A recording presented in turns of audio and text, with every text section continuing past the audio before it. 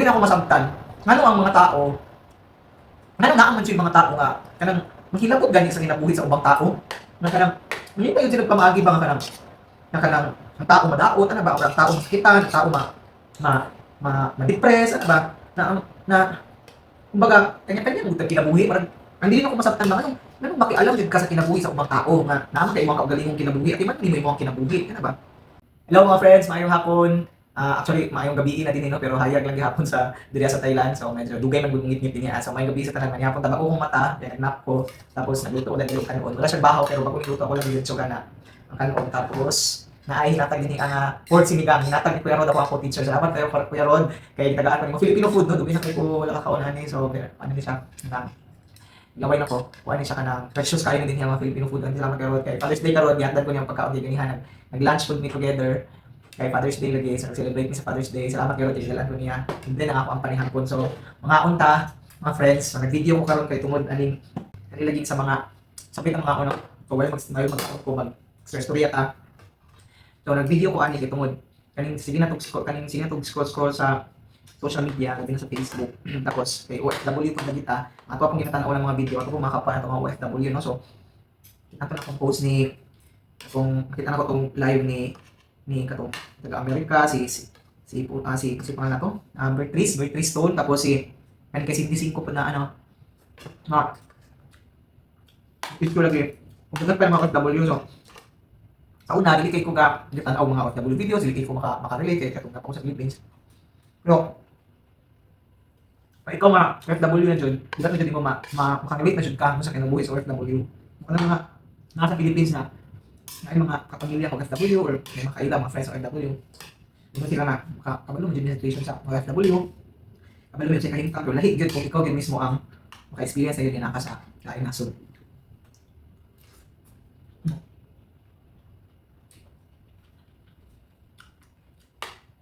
Gatong kay sige singkong good kay alam hindi ako masamtan na ang uban po ng mga OFW kapwa OFW na nasa Amerika. Ako po ang nag-lakot sa iyaha, nag-bash sa iyaha. No.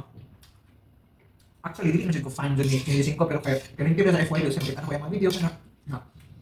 Kasi makalinaw kung natin, ang saipad kay, yung ba, wala tanang sanay kayo ba nga, kanang na-open ka ng panig, ganit lang kayo, yung bakba na ang mga ways na bastos na magawa siyang bakba. Kasi ang uban niya, dili dyan sanay magkaluho ng mga anak. Kuratan dyan, no? Para ako, dili kayo ko sanay, wala ko nasanay sa nga nakaklase nga wala ka naman multi gani pero wala ko nang yung nautan si Cindy ha or unsa siya kumbaga dili lang ko nasanay dili lang kanang ko ang mga klase ng tao ba ako ang kasalamuhan ng anak parang kambak ba no dili jud kay ko asing fan jud sa airport say makapaminaw jud ko nakatungning wala yung ko sa isa no kay Chachamutina no interview siya hantod na bash na siya dili na ako masabtan ngano ang mga tao ngano naaman siya yung mga tao nga kanang mahilabot gani sa kinabuhi sa ubang tao.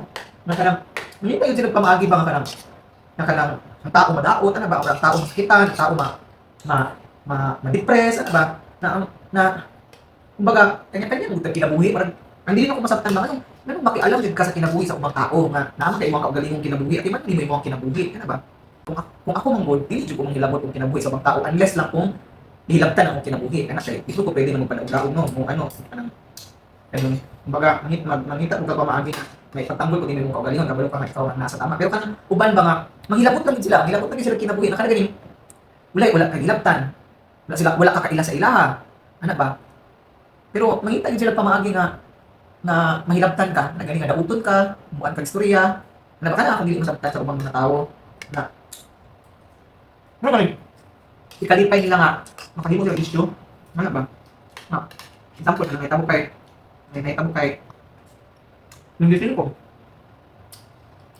Mag-upload naman siya mga video, siya lang ipang vlog ang iyang mga kinabuhi. Kung na-istorya mo siyang tinuod, or kung apit man na iyaha, iyaha na to. Kung burit man to iyaha na to. Kung puro tikal to iyaha, or panghinambog, iyaha na to. No, na ganit. Pero nooy, kita na tao naman, kay karapatan nga mag-express ato ang opinion, sa ato ang comment, mag-ibutang ang comment section, kaya parang comment sa mga videos na express na naman tayo freedom of expression. Pero, hindi ano kalimtan na ang freedom of expression, napo na siya ka ng limitations ba, na mag-express ka, pero not to the extent na nauto na nimo sa katao, not to the extent nga pasakit na ka sa katao. So, pero kung gihapon mo gamit ang imong freedom of expression, no, ang imong kanang paghatag og comment ba ana gani. So, ano siya nga, kaya abot na mo sa point na lagi pa background check na nila. Tapos ang mga post ni itong mga ipagstorya ni Chindisin ko itong mga previous post niya kay kalpi na nila gibuhatan nila istorya what for? Di ba? Kung sa'yo makuha nila, kung for example, tinuod man nga na makak si Chindisin ko, tinuod man nga kanang binurit to iya, tinikal to iya ha. Kung sa'yo makuha ninyo, kung na-fact check to ninyo, magkano gani? Kaya kung ako yung good, kung wala lang kung basta wala lang kong gihilaptan, wala lang kung naagrabyado, wala lang kung gihilaptan, wala lang kung naagrabyado sa iyang mga post, kasi yung mga ginapanuti ko sa dili affected, di makuha akong good kaila sa ko, kaila sa iya, basta kita ko yung media sa social media, so kung labot ato, di ba? Kung masuya ko sa iyang post, ako na to, di ba? Ako yung lagot-lagot sa kung paugaling ko, example, nasuya ko, nahambugan ko, napikalan ko, or kanang, kaya yung kung nga, hamugira naman kaayo, kaya kanang gina-flex naman ng mga kwarta, sa badina, ako na to problema, di ba? Hindi rin ako maghimo pang pamaagi nga nauton ako siya, ako ka siyang ako ka siyang istoryahan nautan sa badina mag-post kung makuha para manaot siya wala na to kung pero kung ako na ko'y concern sa iya kasi pero kay dili man kung Mikaela wala man jud Mikaela sa for example lang ako ikaw na atay concern nga tinuod sa iya imo na lang siyang i-private message siguro or mo siya inan nga kanang concern mo kuday ana kani dili ni ano na taro kun istorya ana ba kay bakit mo pud si Cindy 5 makasabot ra pud siya istoryahan siguro siya no imo ko siguro na siya nga close minded pero personality mo hindi sin po pag provoke siya mo ano yun siya mo ganti yun siya no ano ba so din siguro natin provoke ka na ba kaya yan ko nang kinabuhin niya gina-post yan gina-vlog yan po na no hindi ka ganahan di ka skip ka manahambugan ka di anak skip lang anak mo na makaimong hindi nga nasuya ang mga tawag nito mga Pilipina po niya sa Amerika na nakaasawa ka pa nga suya sa iya kahit tungod ano lagi no mag-post lagi mga nga di background check na Ganun yung pagpamukha ka na ba? Katawa na pagka sa respect ni Inday Cindy kay ipapil ni pati nito kung ano background check. Siguro ako ang take away ana, walang gyud mais ka nang dili lang kita manghilabot og mga tao kung wala ta na agrabyado, wala ta na pasakitan, dili kita ang gitira, dili kita ang kanang gikaaway, gikalaban na. Nilabot. Kung sa may padulngan sa mga post ni Cindy Cinco, for example, kadaot ba na niya or parang tabay mga repercussions or mga negative na effect anak pag sa panahon ihahanap po ng responsibility no ihahanap po ng kumbaga muna lang resulta sa ilang mga aksyon na ihahanap po ng tulubagon po diyan pagalingon wala po tilabot anak kaya mo po ng dumat yan mo po ng gibuhat kita nga mga audience social media wala mo comment pero ako na naiwasan ng mga hate comment kaya daghan ayaw problema sa kalibutan kung wala ka nalinaw skip hindi na ka mabili ng comment na makadaot pa sa isig katao ano ba kung nalinaw ka di mag-comment ka nga happy camera ka na ba positivity na lang good happy huwag kang ganahin ko sa iya, i-block din siya. Hindi na butamag ka na. Background check pa dyan, tapos ano pa dito ka, i-analyze pa din natin tama-tama yung kinabuhi sa, kung namakap siya, di iyahapod na. Kung di man tinuod yung mga ginapanunti, kung pikal na yung iyahapod na. Ano ba? So, kumbaga, I'm speaking na, dili lang po natungod kahit kanang viral si Cindy 5. Ako ang modest. Siyempre, naitabo po na sa kuwano. Ano ba?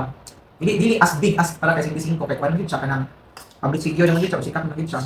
Kumbaga, ako na mo kagalingon po naka-experience po ng anak na. So agi buhat, mo sa istorya. Sige dili mo ko sa badaot na ka ganit. Nadili mo masabtan ba unsa jud kay kuha sa mga tawo nga. Sa utod nila isig katao. Unsay maila, ano ba? Kalipay nila, sa ba, mo ilang source of strength, source of happiness nila nga makadaot ng tao.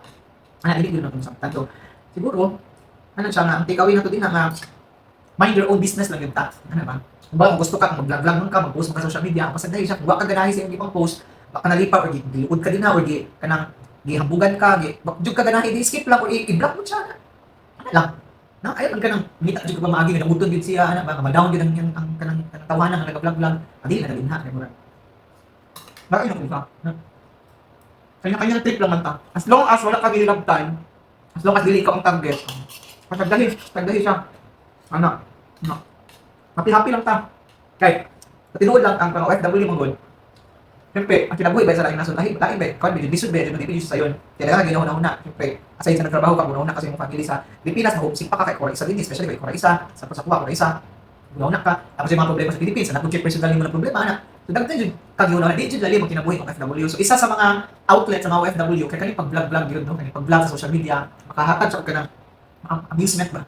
Na kanang, in one way or another makapahupay siya sa kaguol ano ba makaka-happy siya ano man daghang mga nag-vlog ng mga OFW kay kung outlet mo gud na siya dili kay imo na kana siguro ano na lang na bonus na lang ng monetize or sa na pinaka ano gid ana pinaka bottom line gid ana ano ga-vlog kay para lang gid na outlet ba nga out of depression ka na dili ka ma-depress, di ka ma-anxiety, dili ka ma-homesick ka na mag-vlog ka para nang libuhat pagkaon na ana.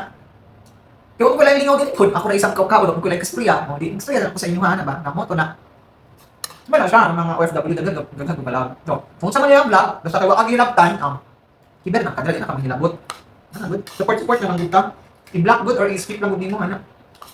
Ano lang? Na, pag-block ko sa mo. Gusto ka nga malabuan sa ko di magpansin ko dira, tatawa na. Inikal ko ka vlog nimo. Di ba? Intro ko kag pinasahi ko na para kayo singising ko nga lingaw ko ayo mo intro, lingaw ko mo vlog ana ba? Iya pud ang talent. Ana. So kanya-kanyang trip lang ka. Ano lang? Nga ka manghilabot ka. Ano mahimo gud? Dami mahimo kami maakto kung laptop para singising ko. Dagan daw siya pagta sa tuka tapos ipangilabot pag sa ilaha. Magsakit-sakit na sa tubutan na dalawatan na mga uban na sumaring ka sa naong matay pa sayo tungod ana. Kung di taganahan sa yaha, di skip block. Ano na? Kung okay na po na mga siyempre, double mga Pilipino, mga kapwa Pilipino. Ako na sa Thailand karon na. Dili man pud yun nga sa Thailand mabuutan ang tanang mga Pilipino, no? Dili pud tanan. Ano mga Pilipino nga kanang mangisag, di ba? Kanang isahan jud gani ang ilang mga kapwa Pilipino na ubay nga. Kaya lagi mga suko pag ikaw gani kanang labi baguhan pa ka, bagong salta ka sa kantin na sila bigla nakadugay ka na gani tapos nalabuan tani mo ang ilang na-achieve mo naabot ana ba. Okay. So many ways ana kapit ka nga masuya gid sila ana. Dili din na siya malikayan, no? Naa mga ang mga Pilipino sa Amerika para kasi misingko. Sa uban pa naman kantin. Naa mga Pilipino, dili mo masabtan na man jud dapat. Para kay ikaw mga Pilipino nga makita nimo nga hala ni succeed dito ko ang kapwa Pilipino, ang kabayan dito ako kanang na ano siya ba kanang lami kay ang kinabuhi na to siya sa employer nga nindot kaayo, gwapo yang sweldo ana, gwapo yang kahit tang ikaw malipay kay mo to yung inspiration na ako pud man kamot pud dinhi asa ko asam ko na country. Ano ba? Tanaw na ko sa iyang gibuhat, tanaw na ko sa kaya iyang kanang mga ways no para mo angat sa ning ana kapaspas tayo ano ba? Ano to mo mga good things na pwede ka ma-inspire dito sa iyahan, kopyahan nimo. Dili kay mangita na pag-win ka na siya dabuton para di siya mo succeed. Pero suya ka na mali jud siya na mindset, mali siya nga buwan. So na yung mga Pilipino man nga mo na usahay, pili jud ka og mga Pilipino ay mo amigo o FW mo pili jud ka. Labi na mo share kasi mga struggles or na kay mga pitong share mga personal kaayo mamili jud ka kung kakabalo ka nga kapwa ng Pilipino kabayan nimo. Kato yung mga ipang share buhaton to nila. Gamiton to nila in the future against him ba? Ana ganito. Nandiyan man yung anak, ano, hindi ko yung masabtan. Pero ituyo ko siguro sa Ginoo ko, nandiyan man yung anak para balansi ko lang kinabuhi ba. No? Nga, maging aware kung ka, mindful ba kasi yung mga ginabuhat. So, kato lang,